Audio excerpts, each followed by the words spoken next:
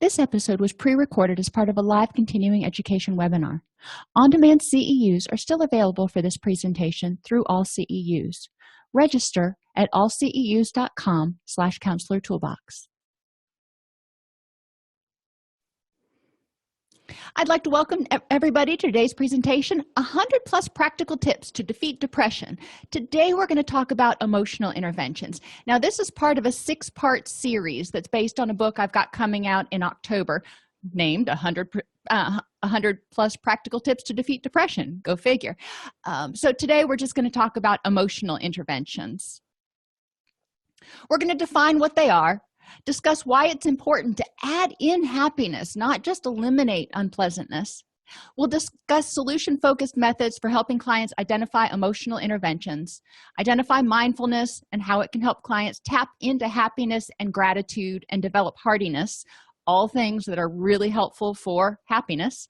And we'll explore types of emotional interventions that can be used in individual and group counseling.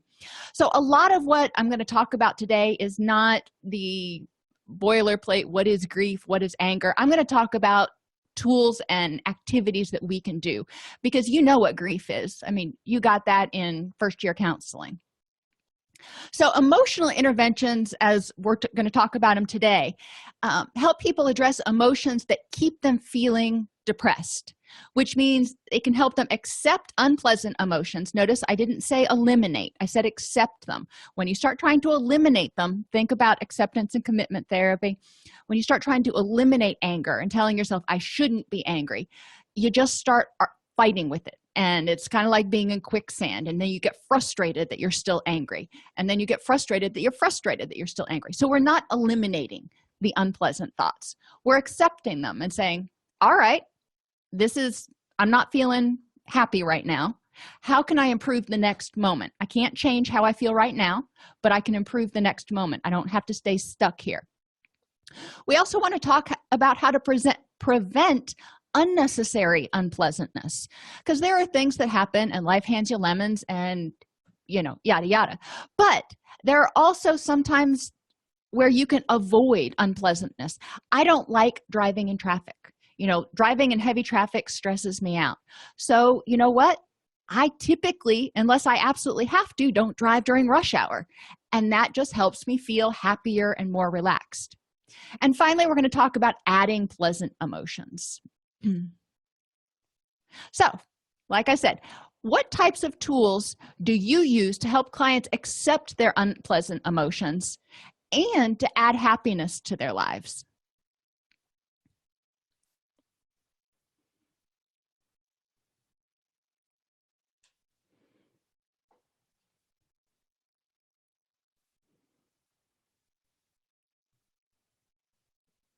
Okay, journaling is a great place to go because it helps people become aware of their emotions and start understanding connections. And if you're journaling about, they actually did a study. I don't remember where, but it's in one of our other presentations, that they had high school and college youth journal for 20 minutes every day about the positive things that happened that day. And by journaling about the positive things, it helped switch their focus, if you will, and they tended to report an improved mood and reduced stress overall after 30 days of practicing this. So by journaling, and especially if you journal consciously trying to identify the positive things that happened that day, it can help you remember that there may have been some hiccups, but the whole day didn't suck. Increased self-care is another great thing, because if we're sleepy, we are not going to be feeling our uber selves. We may have a higher propensity of getting stressed out. If we're in pain, we're not probably going to be the happiest we could be. So we want to look for those vulnerabilities, as Linehan calls them, and make sure that we prevent those as much as possible in order to give us the best chance of experiencing happiness whenever it presents itself. So the first activity that we can have clients do is helping them identify their feelings. If they don't know what they're feeling, if they're always fine or okay, those garbage terms that we use, I really don't believe they know how they feel. So I want them to use some other word to describe how they're feeling. And you can use emotions charts like this with teenagers. You can use a chart with emoticons on it because that's what they relate to better. That's fine. So if you're working with an individual, you can have them make lists of things that make them feel a certain way. Like, what types of things do you feel guilty about? What types of things make you happy? Yada, yada. They can do collages that answer the same questions. And they can do those daily journals. And yes, you could have them experiment with the positivity journal that I talked about a minute ago. Or you can just have them journal about their day, and then we can look at the journal together. And if we notice that the journal is largely negative, we can encourage them to try to balance it out, not eliminate the negative, but what else, tell me about some happy things or some good things that happened that day too. In groups, if you're working on this, collages is another great art therapy activity that you can do. You can also get a beach ball, and I'm going to talk about beach ball and Jenga a lot today. Get one of those big beach balls and a permanent marker and write down the different feelings all over the beach ball. And then when you have your people sitting in a group, you toss them the ball, and whoever catches it looks down, and they're probably going to see 3 or 4 different words, and they'll choose whichever one they want. But whatever word is facing up, most up, is the one they're supposed to answer. So if they catch the ball and they look down and it says hysterical, and we're going to think hysterical happy, I'm going to say, what's one thing that makes you laugh hysterically? And I want them to do that. And we'll pass it around, for as long as we can. And it tends to get some good juices flowing. You can choose to have one ball that has only happy and positive emotions, like hopeful and love struck and happy and hysterical and all those things. So you're focusing on happy feelings for that day. Or you can choose to mix it up. Jenga is another one. If you get a Jenga game, and on each block you write a different emotion. So whenever somebody pulls out that block, whatever block they pull out, they've got to give an example of what makes them feel the emotion that's written on that block. So it makes it a little bit fun. They're playing a game. It's not quite so, we're not just sitting in a circle talking. Gives them something to do. In a group, you can also play charades. Somebody will draw a emotion out of a hat, and then they have to act out whatever that emotion is, and people have to guess what they're feeling. Now, angry is easy. How do you demonstrate? How do you act out embarrassed or mischievous? So it can get funny, and it can, get people laughing, but it also can get them to be more in tune, because remember, when we feel something, there is a emotional response that we label. There is a physiological response. Heart rate goes up, heart rate goes down, whatever it is. And then there are behavioral urges. So this gives us an idea about what are we doing when we get angry. Are we tensing our fists and making faces, or when we're anxious? The final thing you can do as a group, if you want to, is do a how would you feel if, and have different scenarios written. Again, I usually use a box and put them on sheets of paper, and people draw out a piece of paper, and how would you feel if you got a package that you weren't expecting? How would you feel if your boss called you into his office and gave you a raise? Whatever the situations, you want to have good ones and unpleasant ones in there. But that helps people start identifying the different types of feelings they're feeling and getting used to using those other words besides fine and okay. And Cassandra added that when she has clients journal, a lot of times she'll encourage them to add one thing that they're grateful for at the end of the journal. And that's awesome, because at least you're punctuating it. Even if they write this journal, it was a really bad day. But if they punctuate it with something they're grateful for, that increases their sense of hope and that commitment, control, and challenge that we talk about with hardiness. fear is one of those feelings that we feel that keeps us from feeling happy. Anger and fear are our stress response and our threat response. So when people feel fearful, they can't feel happy. You generally can't have both things coexisting at the exact same moment. And as we've talked about before, there are 6 basic threats that people either respond with fear or anger: rejection, isolation, failure, loss of control, the unknown, and death. And there are some questions in the book that clients can go through on an individual basis if they want to. But let's talk about group. So if you're in group and you're trying to help clients identify and understand about fear, brainstorm types of situations that make people in the group experience that particular type of fear. So what types of things make you feel rejected? What types of things make you, worried that you're going to not be in control? Or, and you can have stations around the room if you want that people fill those out, or you can brainstorm, however you want to do that. Discuss as a group why a particular fear is an anxiety provoking. So if certain things make you feel like you've been rejected, why does that make you feel, or you're afraid you're going to be rejected? Why is that fear provoking? Why does that make you feel threatened? What happens if you get rejected there? So we really want to explore what the meaning of that event is to that person. So if they are, they try to ask somebody out on a date and that person says no and the person's rejected, and they may feel anxious and they may not want to ask somebody else out because they're afraid of rejection. So we want to talk about why does it make you fearful to put yourself out there and where you might be rejected? What does that say? If somebody rejects you, what does that say about you? And really have them look at the logic behind that. Explore how addressing this fear will impact their depression.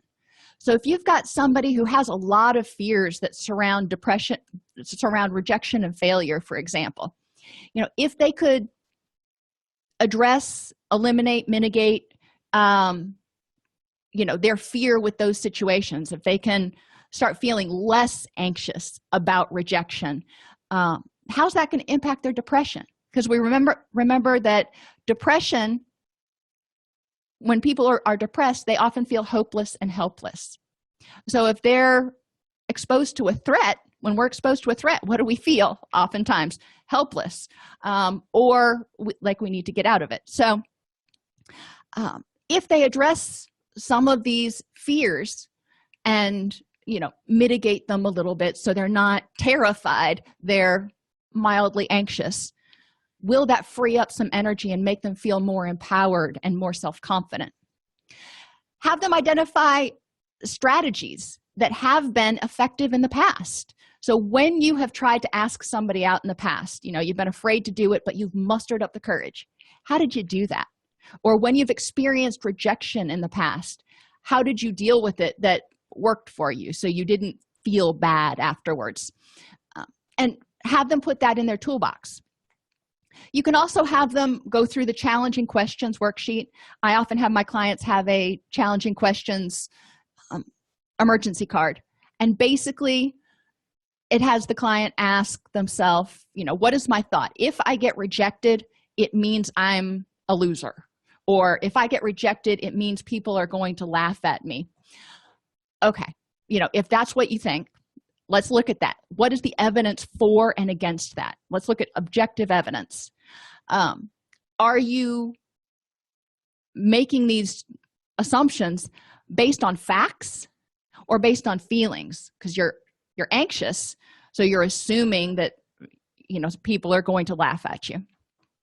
Those are the 2 biggest ones. And then we want to have them look and say, in 3 or 4 months or 3 or 4 weeks, is this really going to matter? Like fear, anger is a natural response to those threats: rejection, isolation, failure, loss of control, the unknown, and death. But what we fail, and there are many types of fear too, but there's a lot of anger types, if you will, shades of anger that we often overlook as being parts of anger. So anger is, obviously one. Resentment. Well, that's a type of anger. That's anger that you hold on to for a long time and you kind of nurture sometimes. Irritation and guilt. Guilt is anger at yourself for something you did or something you didn't do that you should have done. So we want to have clients explore each type of anger, what triggers it, how it impacts their mental health, and how they could better respond when they do something and they feel guilty about it. Instead of carrying around this guilt like an albatross around their neck, how else could they respond to, deal with it? So if you're working in individual sessions, have clients keep a journal for 1 month, and I have them write a page for each emotion. So there's a page for anger, a page for resentment, a page for irritation, and a page for guilt. And sometimes they'll fill up a page, sometimes they won't, and that's fine. But I just want them on separate pages so they can start categorizing what's going on, so they can identify if there are certain types of anger they feel or how frequently they feel it, and maybe look for solutions. If you're doing this in group, brainstorm the types of things that cause anger, resentment, irritation, and guilt. Or, another way you can do it is create a survey. And when I do surveys, I pass it out at the end of one group and collect it before the next group, and then tally it, and we talk about it in the third group. That gives them time to think about it and do it. But if you create a survey that asks clients, what are the top 10 things that make you angry? What are the top 10 things that you resent? Yada, yada. Then you can start making lists, and you can start having more to talk about in group, and you can pull that out. And instead of having a client be on the spot saying, what's one thing that you resent? You can say, well, it looks like, the majority of you identified this as a common resentment. So let's talk about that, and write it up on the whiteboard and then process it. Now remember, guilt is part of that anger. So we want to define guilt for clients and help them see how it is anger turned inwards, and explore its impact on mood and self-esteem. I mean, when you feel guilty about something, how does that impact your depression? When I feel guilty, I feel, a little bit hopeless. I feel a little bit helpless, and I feel bad about myself. Have clients identify the things they feel guilty for on a sheet of paper, and let them share whatever they choose. They may not want to share anything. They may be willing to share, I feel guilty that I made this choice. Okay. Explore why the client is angry at themselves. And one of the neat things with this is, if you have clients, if it's a closed group and clients are willing to share, it's amazing how many guilts that clients have in common. And they can say, yeah, been there, done that, and burn the t-shirt. So they can provide social support for one another. One activity I do like to do, though, is have clients write down a list of all the things they feel guilty for. They don't have to share it. Just write down a list. And then count up how many guilts are on that list. So if they feel guilty for 27 things, all right, you get packs for everybody. And it can be a grocery bag if you want. It can be a backpack, whatever you have access to. If they have 27 guilts, then you put 27 rocks in their pack. And you might need 2 grocery bags because those break easy now. And they need to carry that around with them. And during this activity, when we start making the packs, if we don't have a place where we can go out for a little walk, I just have them put the packs on their shoulders, and they have to stand there. And when you're holding these packs for a while, they get heavy. So we talk about how guilt weighs them down and zaps their energy. And then we go through the guilts that they have on their list, and I have them look at them. They don't have to share, again, and identify which ones they can either forgive themselves for. I made a bad choice, I screwed up, but I've done better. Or which ones they can fix, they need to make amends for somehow, and which ones they can let go. The ones that are really inconsequential. When they were in 11th grade, they did something that was unpleasant to a friend of theirs, So that may be one that they just need to let go, because there's really not a need to make amends for it, and there's really nothing to forgive necessarily at this point. So any of those that they think that they can decide to let go, they cross off their list, and they can take those stones out of their pack, and then they can see how much lighter it is. So this is one of those experiential exercises that can be kind of fun.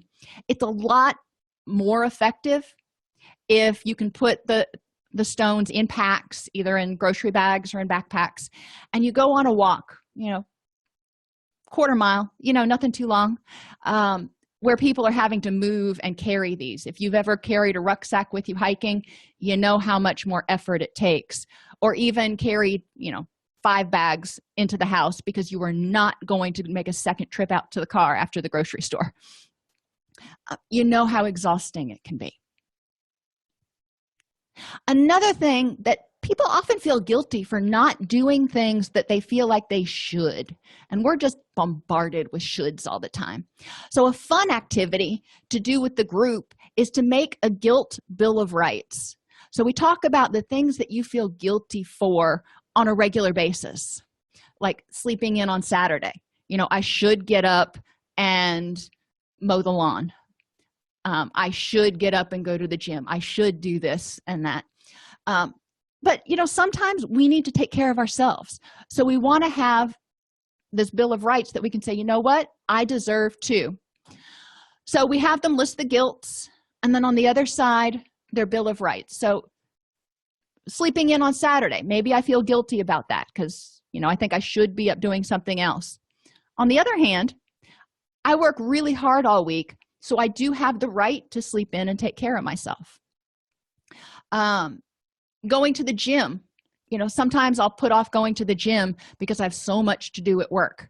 And, ultimately, I have the right, again, to take care of myself because my inbox is always going to be full.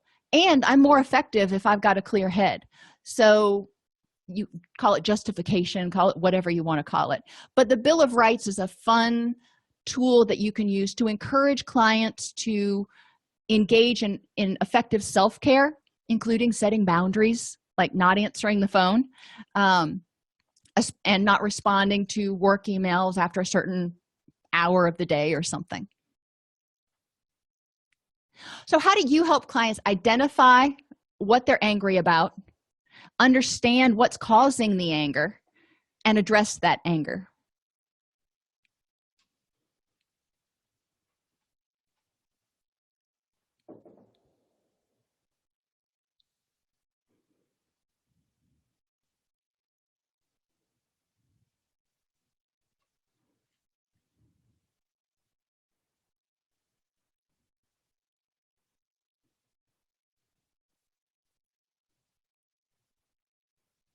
Okay, Delana suggests to help them identify their thoughts versus their feelings, and understanding where this reaction is coming from is important, and the feeling is there, and we're going to talk about that in a second, to tell you to pay attention, and because the thoughts are indicating that there might be a threat. Get them to focus on specifics. What triggered this emotion? And has it happened before? Okay. Grief is another one of those feelings that we're going to feel at times. It indicates that you lost something important to you. And, we can have a lot of losses. We can have those tangible losses like a friend or a pet or a family member. We can lose our health. We can lose our self-esteem. We can lose our hope. We can lose our dreams. So there's a lot of intangible things we can lose too. And we need to encourage people to recognize that those things deserve to be grieved too. We also want to help them recognize that anger is part of the grief process, as is depression. So if we're talking about depression and we're working with somebody who's depressed, we want to look at, are there things that you're still grieving that you still need to deal with, and how can we help you move toward acceptance? And a lot of times when clients feel depressed, they feel stuck, they feel like they haven't accomplished things that they should, whatever got them to this point. But there's oftentimes some underlying grief currents that we can help them address. Once they've addressed those, then that particular issue is not serving as a siphon for their energy. So have people identify the types of things that can be grieved, and for each type of loss, identify how to deal with it. And there's a bunch of different ways, like radical acceptance. It is what it is. And there, when somebody dies, it is what it is. And radical acceptance means accepting that and focusing on the fact that there are some bad points, but there are also, it's not all necessarily bad. Like when my father died, that was a bad thing. I didn't want to lose him. However, the time I did have with him was so precious, and I learned so much, and I have so many good memories. And so I'm trying to radically accept that in terms of what happened. With some losses, like self-esteem, you can work to get it back. You may have done something, you feel bad about yourself, you may have made a whole host of bad choices, but that doesn't mean you have to continue to beat yourself up forever. So explore different permutations of what can you do to deal with this grief situation. All right, so let's move on to adding the happy. We can't possibly change the past. We can only learn from it and sometimes fix some things that we did wrong. I've worked with people with substance abuse issues for 20 some odd years, and a lot of them have criminal records, convictions, things that they feel bad about, they feel guilty about, they feel angry about, whatever. But you can't fix it. Those are there, they're on the record, whatever. But you can learn from it so you don't get another DUI. And you can possibly, sometimes you can fix things that you did wrong. If when you were in your active addiction, you alienated half your family, and if you want them back, you can potentially try to mend those fences. So we want to encourage people to start living in the present moment. What would make now the best now possible? Talk in your groups or with your client about what good it does to hang on to resentment, guilt, jealousy, anger, all of those things there. Holding on to it's kind of like holding on to a hot potato. It's going to burn you. You're going to do this, and you're going to waste a lot of energy back juggling that hot potato so it doesn't actually burn your hands. You don't want to do that. Instead of eliminating anger or anxiety, what about accepting it and choosing to improve the next moment? So if somebody gets angry, think about, they go on Facebook and somebody is gaslighting them, and they feel, so angry. Okay, so they could have this whole dialogue with themselves about how they shouldn't get upset about that, yada yada, but they are. So instead of fighting it, acknowledge, I'm angry, and this is one of those acceptance and commitment therapy things. Saying, I'm angry. That's fine. What are my options? I could choose to respond back to this person and potentially get into a posting war with them. I could turn off the computer. I could, and have them start generating lists of options that they have. This helps not only generate options and help them see that they have positive alternatives, but it also gives time for the adrenaline to kind of go away so they can get into that wise mind. And then from that list, they can say, which option do I choose to improve the next moment? You can put this up on the board. When you're working, I always have a whiteboard when I do groups. Put different scenarios up there that make people feel angry or whatever. And then you can have them brainstorm their options. And if you look at the ACT matrix, the psychological flexibility matrix, you can see different ways to approach that. Ride the wave. And we've all heard this when we've talked about dialectical behavior therapy and even mindfulness. Feelings are there to tell you to pay attention, nothing more, nothing less. And that's one of the things I want to get through to my clients. That it doesn't mean that there's necessarily a problem. When the dogs start going ape bananas and it startles me and I have that initial fear reaction, it doesn't mean that somebody's breaking into the house. I don't think they would with 4 dogs. But I have that initial feeling. Well, that feeling is just telling me to check the door and see what's going on. It's not telling me necessarily that there's a problem. Just like when a fire alarm goes off, doesn't necessarily mean there's a problem. Most feelings occur and crest within about 5 to 10 minutes, and they only continue if people decide to give them power by dwelling on them or nurturing them and thinking about, okay, what could that have been, and thinking about all the past times things have gone bad. If you give it more energy, if you give it more of your energy, it's going to stoke that wave. One thing you can do in group is present a video of waves, and surfing videos are really cool because they show the wave coming in and cresting and then eventually going out, and you can just have them look at that. Point out to them that wind blowing over the water gets it all stirred up, creating the wave, and the more wind, the bigger the wave. So ask them, what is their wind? What types of things feed their wave of negative emotions? When they start feeling angry, what feeds that anger? And a lot of times when we get angry, we start trying to figure out how to justify it. So we go down this whole litany of done me wrongs. I'm angry about this, and I'm still angry about this, and this thing that happened 2 years ago. So we want to have them identify what they do that stokes their wave. When there isn't enough wind to sustain the wave, it dissipates, it crashes into the shore.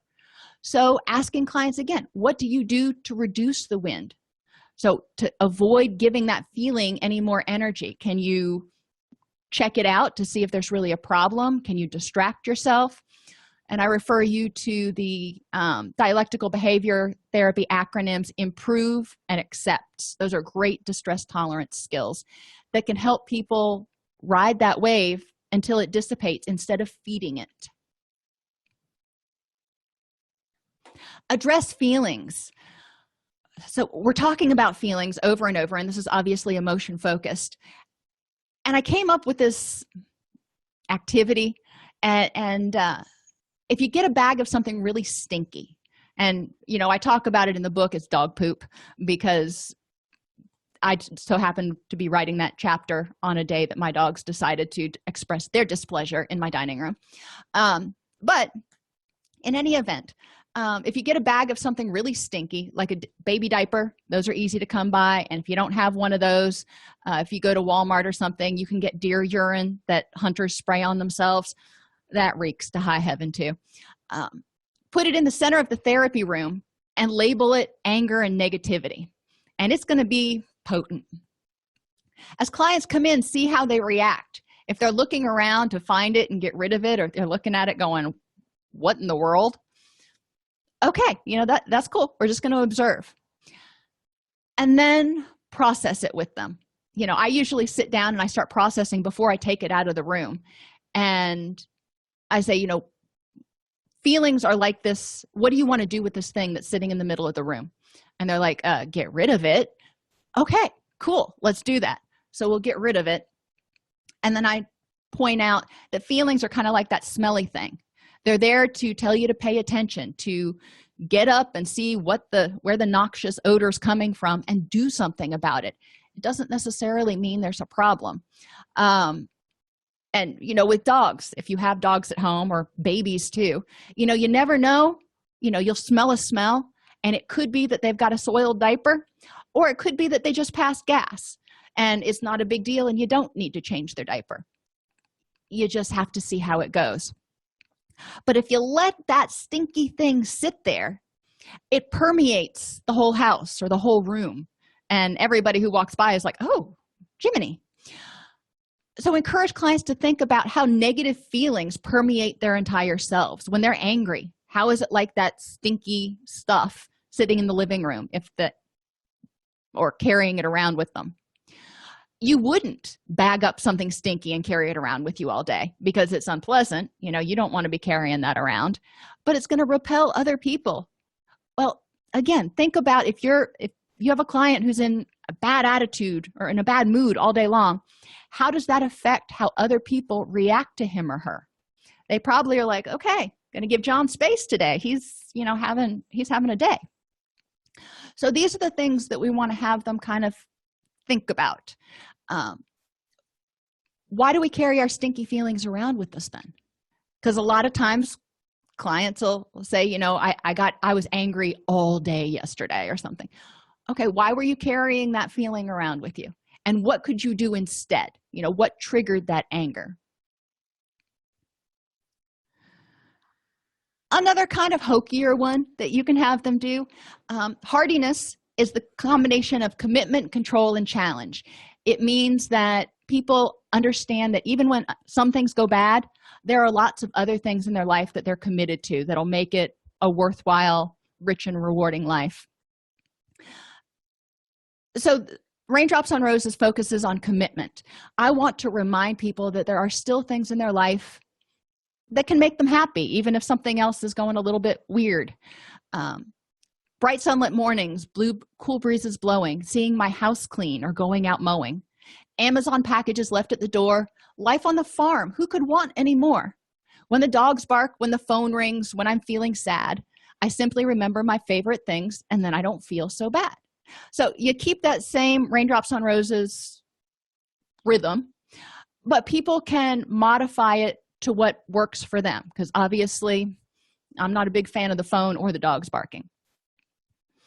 It's a fun little activity to have people do either as a group or individually.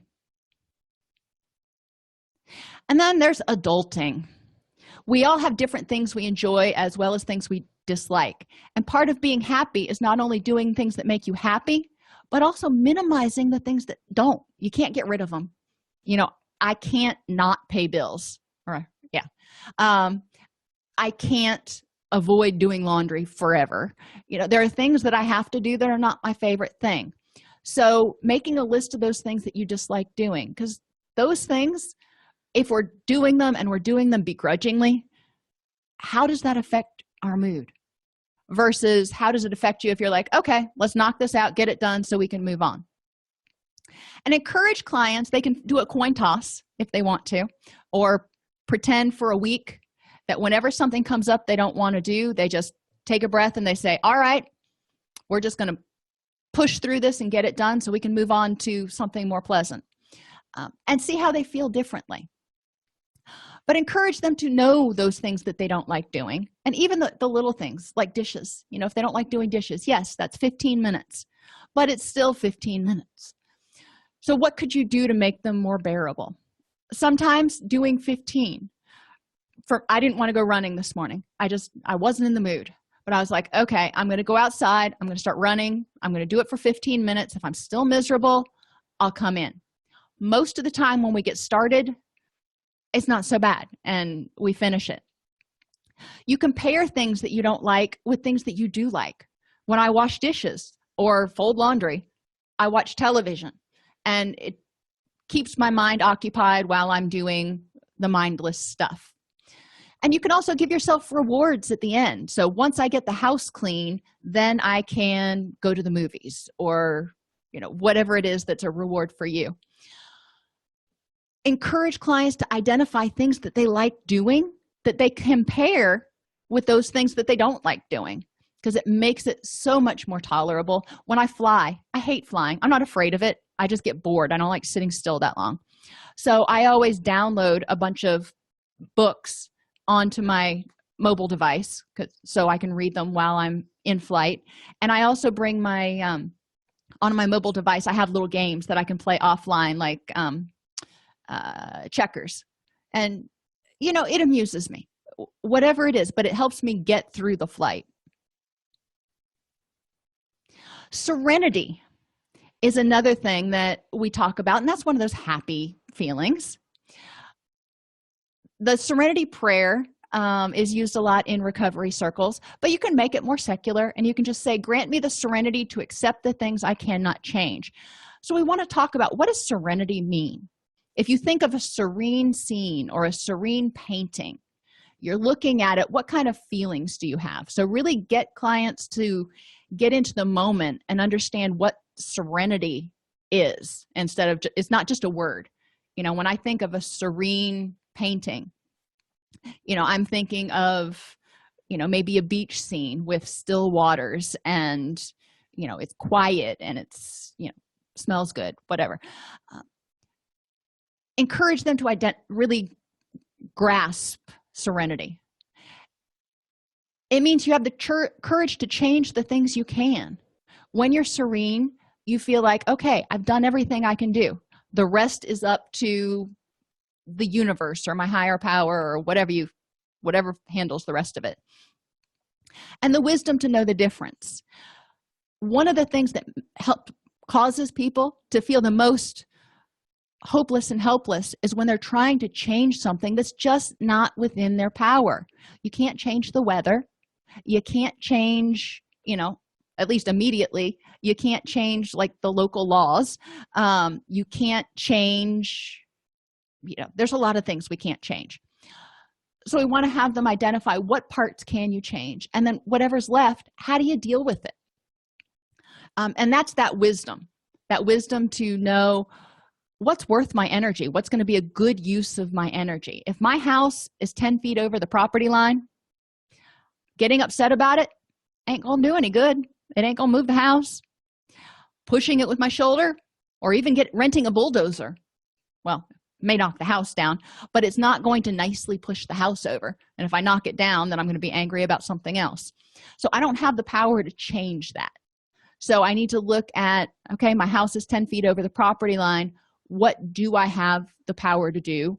And it may be just accept that you've got to pay to have the property line moved and buy that section of property from your neighbor or something. I don't know how they'd handle it, but you want to focus on the things that are realistic, that you can change in a short time frame. So have clients identify that list of stressors and irritants. Identify which ones of those they have the power to change and what they can do to change them. And this is kind of a fun activity to do in group, where you just have them start throwing out stressors and irritants. And it can be traffic, it can be their boss, it can be their 2-year-old who won't potty train, whatever it is. You just mind map everything that goes out there. Just put it up on the board. Keep that pen going until the board is full. And then you go back through and you start talking about which ones can you control, which ones can you change, and encourage people to really talk about that. Because a lot of times they'll start saying, I can change this thing here, and somebody else will say, no, you really can't. And a lot of times that happens when you're trying to change somebody else. I can change the fact that my kid is failing out of school. Not necessarily, not if he doesn't want to study. So we need to look at, what do you have the power to do? For those things you can't change, encourage them to brainstorm how they can change the way they feel about the situation. Can they just let it go? If they break up from a relationship and that person's gone, they got dumped, whatever, that may not be changeable. So how can you change the way you feel about that situation instead of continuing to feel devastated and lost? Can you let it go? Can you look at the bright side? You had some good times together. Now you get to have good times with somebody else. What are some optimistic ways you can look? How can you view it as a learning experience? Or how can you remove a particular stressor from your life? So again, encouraging them to each type of stressor is going to be a little bit different. And then they have to do it. Talking about it's great. We can have a lot of fun talking about it and coming up with ideas, but if they don't do anything to either change the situation or change the way they feel about the situation, then they're going to stay stuck, which is going to contribute to that hopelessness and helplessness and depression. Encourage clients to make a plan to deal with at least one thing on their list each day.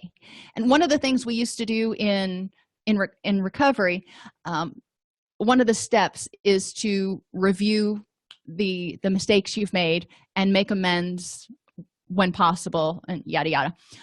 But we would have people write down an entire list of things that were stressors, guilts, whatever, that they needed to deal with. And they would put one on each card, and they would put the card in a basket. And every day they would pick one or two things out of that basket and they would work on that. And then that would be it. And then the next day they would work on one or two things more. Because if you spend your entire time that you're awake working on eliminating this litany of done me wrongs, you're not going to have time for any happiness. So we want to encourage people to, try to fix things that they can fix, or, change things to feel a little bit better about them. But you can eliminate all these negative feelings. Well, that's great.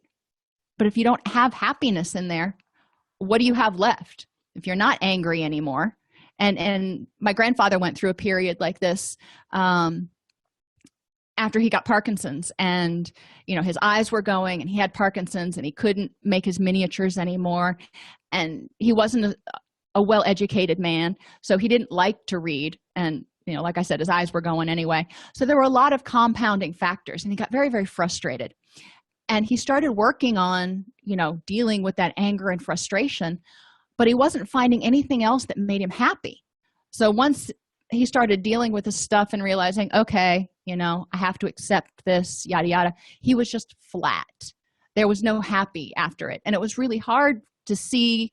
He didn't have a lot of momentum to keep going forward. So we have to add in that happy. We can do this by finding our inner child. This is one fun way to do it. So have people brainstorm what they like to do as a kid. And this is another fun one that's just awesome to do on a whiteboard, because we get to hear about what other people did as a kid that they liked. Heck, even today, but I'm pretty in touch with my inner child.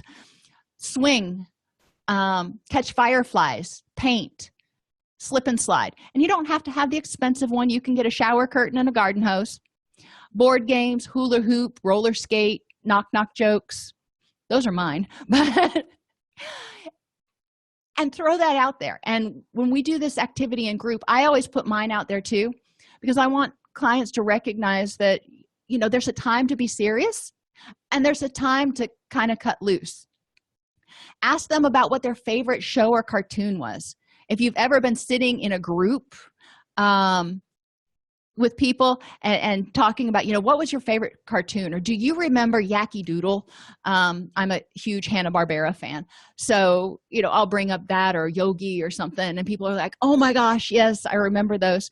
I'm like, I have the entire season on DVD, but yes, I do. And it's not for my kids. It's for me. Thank you.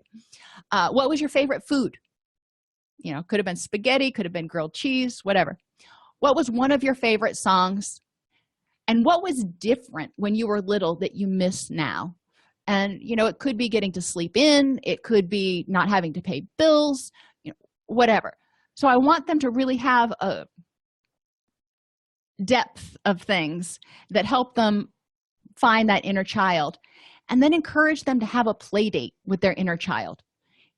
Whatever day you choose, you're going to do these things. You're going to watch your old favorite cartoons and eat your favorite foods and do those things that, you miss doing now that you're an adult.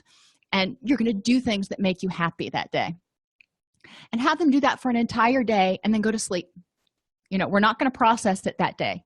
Why? Because a lot of times when people spend that entire day in touch with their inner child, it can be a little exhausting and it can be exhilarating, but they're going to sleep so much better. So the next day, when they start writing their journal about that activity, they're going to hopefully feel more energized, more relaxed, and they're going to be like, hey, this was pretty good. But you have to get all the way through that sleep cycle first. Belly laugh. Laughter relaxes the whole body.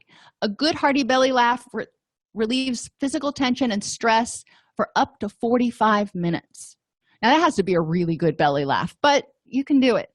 Think about little kids. There's one video of a little baby on YouTube that thinks the sound of tearing paper is hilarious. And his caregiver is just sitting there tearing paper, and he is laughing so hard, and that cute little baby belly laugh. Laughter boosts the immune system.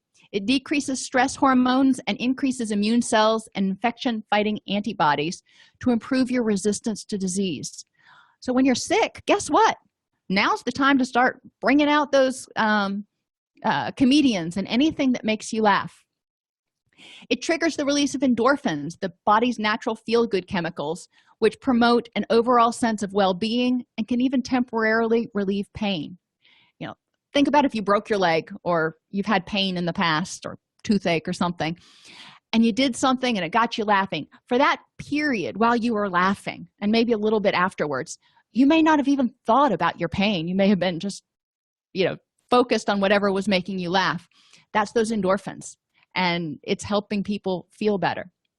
And laughter protects the heart. It improves the function of blood vessels, increases blood flow, and protects people against heart attacks and other cardiovascular problems. So belly laugh, it's a good prescription. The other thing we can have people do, and I talked about the DBT acronyms, improve and accept. We want to help people develop a distraction inventory, because sometimes they're just things that are unpleasant. Maybe they're waiting to hear back about a job interview or test from the doctor, or maybe somebody passed away and there's just nothing they can do about it. I mean, that person's gone and it hurts, and that grief is painful. But we need a break. We all need a break from that sometimes. We don't want to just sit in and stew in it. It's kind of like sitting in a bathtub for too long. You start feeling like you're pruny. So we want to encourage people to figure out a way to distract themselves. It doesn't mean they don't hurt anymore. It just means they're giving themselves permission to have a break. So brainstorm some ideas. What can you do? Go outside and look at the clouds and make cloud pictures. Do an art project. Clean. I love cleaning. It usually, I get obsessed with cleaning. Exercising, listening to loud music, cooking, reading a book, looking at something online. Whenever my husband gets stressed about something, he goes online and he starts looking at airplane and flying stuff, because that's his hobby. And it just completely occupies his brain. And he doesn't think about whatever's bothering him at that moment that he can't change. Encourage people to identify their happy place.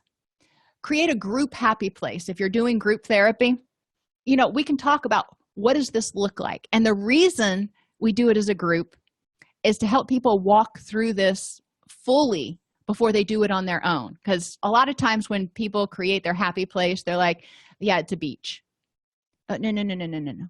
We want to get in there with all of our senses. So I'll have them identify, okay, do you want it to be the beach, the forest? What kind of environment are we in? That's where we start. And then I walk them through the activity.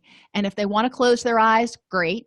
If they don't, that's fine too. They can just focus on something in the room. But I want them to focus more on my voice and thinking about what I'm saying.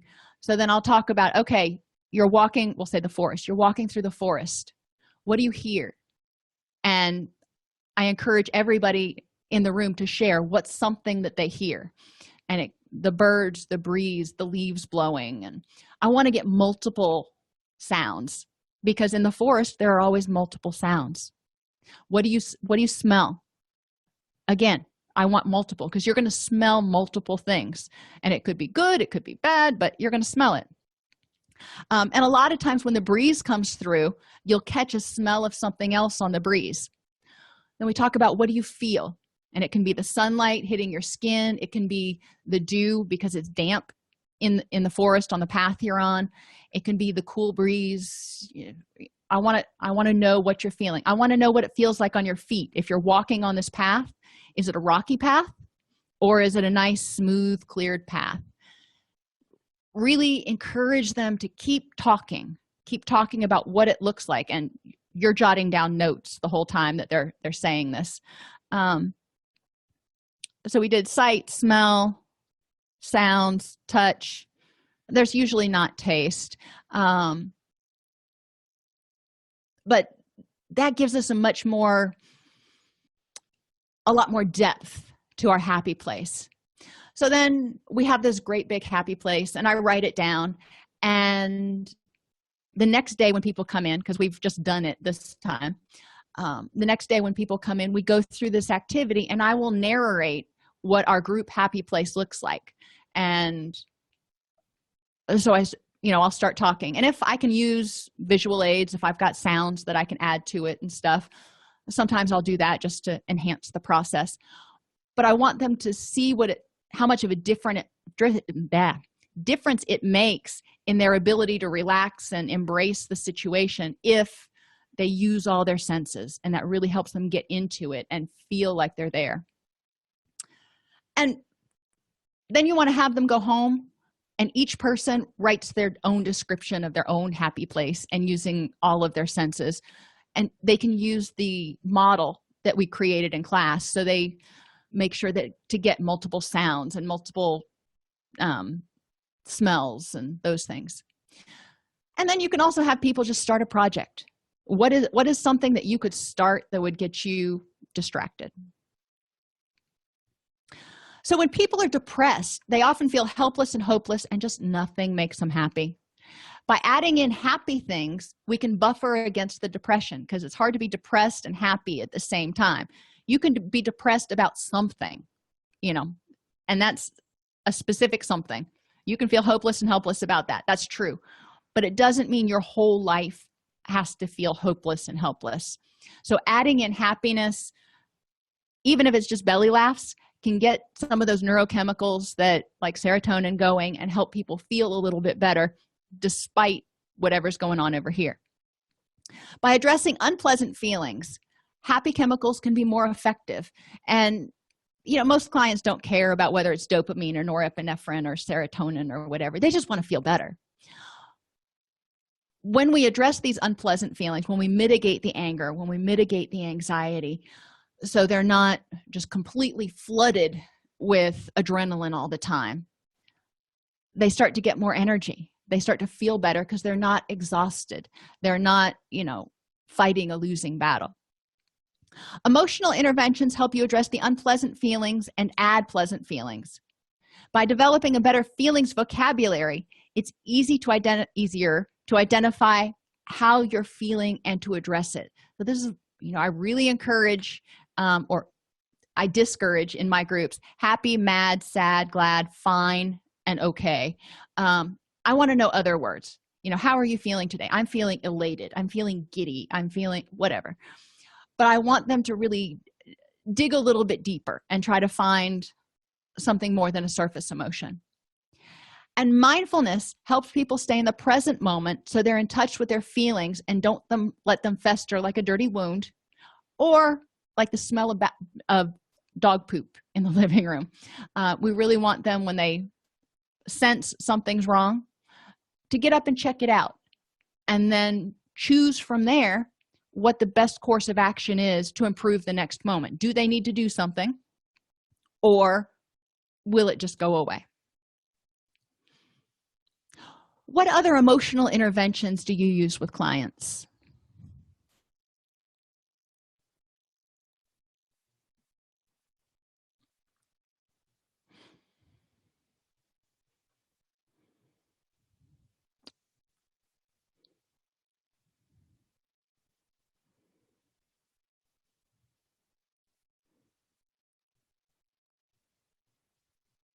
Or another question would be, when you're working with clients, and for a long time, many years, I never even considered adding happy as an intervention. But adding happy is something that I regularly do now to encourage clients to, try to find some of that icing. It's important to find emotional release skills. That's very, very true. Because if they just have all those emotions tied up in here, it's exhausting to hold on to all that energy and try to keep it contained. So they need to be able to let it go. The happy, the sad, the angry, everything. They need to figure out ways to disperse it and deal with it.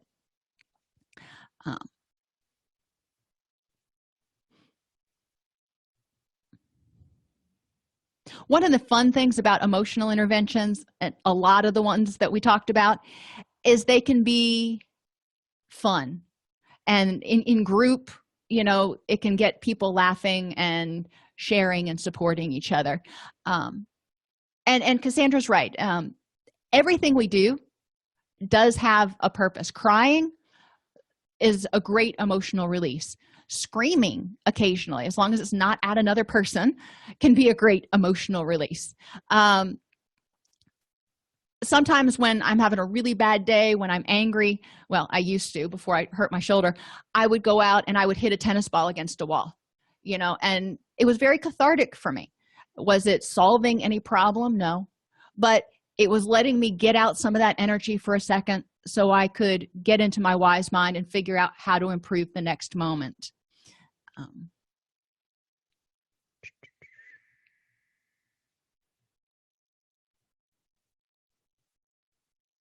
You can have clients jot down, keep a log, a journal, or a box of things that make them happy. And then when they're having a bad day, refer to that. Or, like Pat suggests, when something makes them angry. And in recovery circles, a lot of times we call this a God box, but whatever you want to call it, they put whatever made them angry in that box. They figure out what they need to do to deal with the situation, if anything, and then they put it in the box, and that's their way of handing it over to the universe.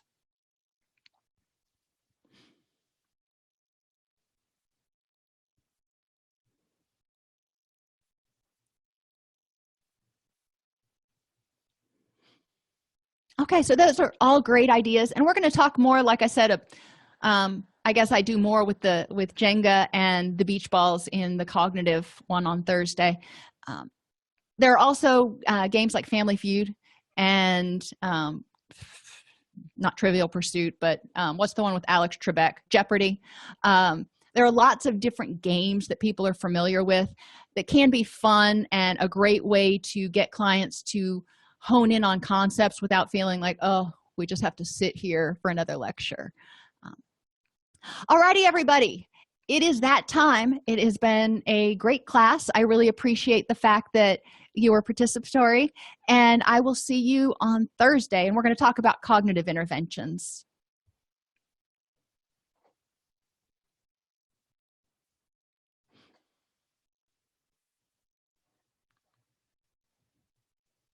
If you enjoy this podcast, please like and subscribe either in your podcast player or on YouTube.